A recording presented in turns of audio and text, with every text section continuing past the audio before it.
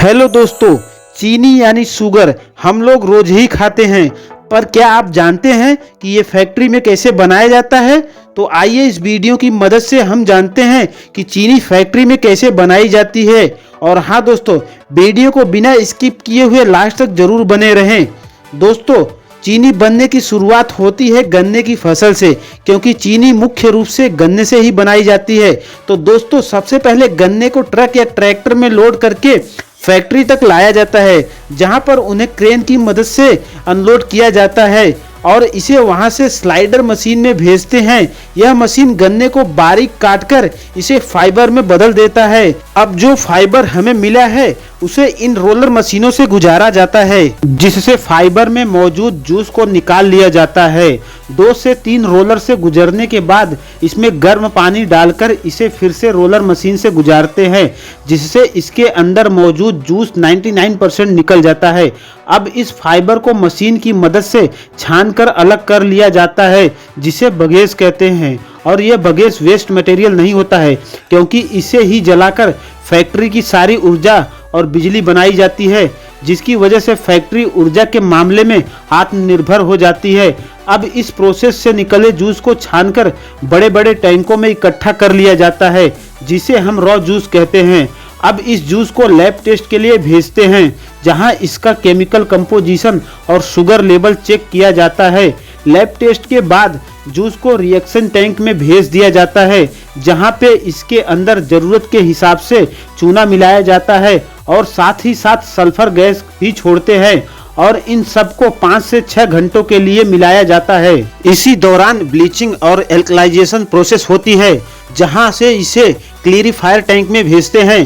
क्लीरिफायर tank में भेजने के बाद कुछ समय के लिए इसे छोड़ देते हैं, जहां इसमें मौजूद सारी गंदगी नीचे बैठ जाती है सेडिमेंट के रूप में, और क्लियर साफ पीला जूस ऊपर आ जाता है। अब इस साफ जूस को कचरे से अलग करके इवोपोरेटर में भेज देते हैं, जहां इसे तब तक उबाला जाता है जब तक एक गाढ़े सिरप के रूप में न बदल जाए। अब इस सिरप को प्रोसेसिंग टैंक में भेजते हैं, जहां पर इसे पहले गर्म करते हैं, फिर इसमें पहले से बनी कुछ चीनी के दाने डालकर ठंडा करते हैं। ठंडा होने पर बाकी सिरप भी शुगर क्रिस्टल यानी कि चीनी के दाने के रूप में जमने लगता है। इस दौरान इसका सैंपल लेकर इसका टेस्ट भी किया जाता है, यह देखने के लिए कि क्रिस्टल कैसे जम रहे हैं। जब यह सिरप ठंडा हो जाता है तब इसमें 2 तरह की चीजें होती है, शक्कर यानी चीनी के दाने और मोलेसस। मोलेसस एक गुड़ की तरह दिखने वाला लिक्विड होता है, लेकिन यह गुड़ नहीं होता है। अब इस सिरप को सेंट्रीफ्यूज में डालते हैं। यह मशीन 1 मिनट में 1500 से 2000 आरपीएम की स्पीड से घूमती है। इस मशीन में एक बारीक छन्नी लगी होती है, जिससे शुगर क्रिस्टल बाहर नहीं निकल सकते, लेकिन मोलेसस बाहर निकल जाते हैं। पर इस मोलेसस में शुगर के कुछ क्रिस्टल रह जाते हैं, इसलिए इस मोलेसस को भी 2 से 3 बार सेंट्रीफ्यूज मशीन से गुजारते हैं। अब इन शुगर क्रिस्टल को इकट्ठा करके कन्वेयर की सहायता से ड्रायर में भेजते हैं, जहां पर इसे हल्के गर्म वातावरण में सुखाया जाता है। अब हमें हल्के भूरे यानी ब्राउन रंग की चीनी मिल जाती है, जिसे रॉ शुगर कहते हैं। लेकिन अभी ये उस तरह की चीनी नहीं हुई है जिस तरह की हम लोग इस्तेमाल करते हैं, जो कि रिफाइंड चीनी होती है। रॉ चीनी को रिफाइंड चीनी बनाने के लिए रॉ शुगर को डिस्टिल वाटर यानी कि पानी में अच्छी तरह से घोल लेते हैं, ताकि सारे क्रिस्टल अच्छे से घुल जाएं। फिर उसे सैंड एंड ग्रेवल फिल्टर से गुजारते हैं, जो इसमें मौजूद रेत और कंकड़ आदि को छानकर अलग कर देता है।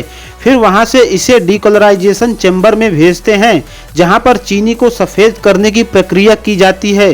भारत में इस प्रोसेस को ज़्यादातर सल्फर डाइऑक्साइड गैस का इस्तेमाल होता है या फिर एक्टिवेटेड कार्बन का इस्तेमाल भी करते हैं, लेकिन यूएस जैसे कई देशों में बोन चार का उपयोग करते हैं, जो कि पशुओं की हड्डियों से बनता है। इसलिए भारत में मिलने वाली चीनी डबल सल्फिटेशन मेथड के द्वारा प्राप्त की जाती है, जो कि एक सस्ता और शाकाहारी तरीका है, लेकिन ये स्वास्थ्य के लिए नुकसानदायक होता है। इसीलिए आपने सल्फर फ्री शुगर के बारे में सुना होगा, जो कि एक्टिवेटेड कार्बन या बोन चार के द्वारा बनाया जाता है। तो चलिए आते हैं हम अपनी मेथड पे।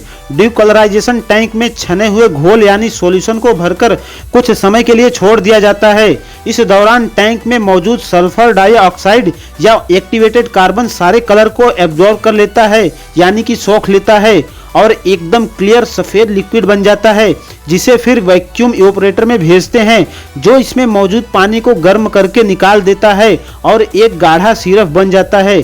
इस सिरप में कुछ चीनी के दाने डालकर ठंडा किया जाता है, जिससे ठंडा होने पर यह शुगर क्रिस्टल यानी चीनी के दाने के रूप में जमने लगता है। अब एक बार फिर इसे सेंट्रीफ्यूज मशीन से गुजारा जाता है, जिसमें शुगर के क्रिस्टल नहीं निकलते लेकिन पानी और मोलेसस निकल जाते हैं, क्योंकि यह मशीन बहुत तेजी से घूमता है, जिस कारण इसमें सेंट्रीफ्यूगल फोर्स उत्पन्न होता है, जिससे सिर्फ सफेद शुगर क्रिस्टल ही रह जाते हैं, जिसे फिर रोटेटिंग ड्रायर मशीन में डालते हैं जो इसमें मौजूद नमी को अलग कर देता है और जो शुगर क्रिस्टल आपस में चिपके रहते हैं उन्हें अलग कर देता है। फिर इसे बड़ी बड़ी वाइब्रेटर छन्नियों के द्वारा छानकर इसे स्टोरेज टैंक में भेजते हैं, जहां पर हजारों टन शुगर को रखा जाता है।